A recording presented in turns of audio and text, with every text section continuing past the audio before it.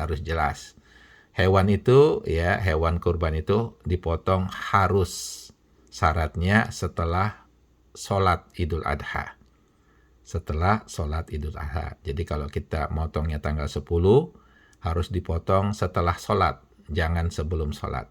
Nah, tanggal 11, 12, 13 sudah jelas, itu udah pasti setelah Idul Adha ya. Tapi kalau tanggal 10, maka harus dipotong setelah sholat Idul Adha. Rasulullah Sallallahu Alaihi Wasallam bersabda, ini berdasarkan hadis dari Jundab bin Sufyan ya. Sami'tu Jundab Sufyan ibnu Sufyan al-Bajali ya. Qala syahidtun Nabi Sallallahu Alaihi Wasallam. Jadi dia itu menyaksikan Rasulullah Sallallahu Alaihi Wasallam yauman nahar, pada hari kurban itu berkata, faqala man dzabaha qabla ayyusalli falyu'id makanaha ukhra.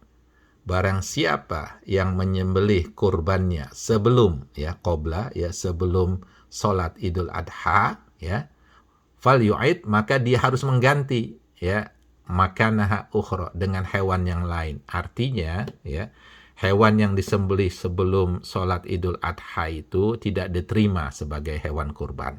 Nah, jadi harus diganti. Kalau dia ingin berkurban, maka harus diganti hewan yang lainnya yang disembelih setelah sholat Idul Adha.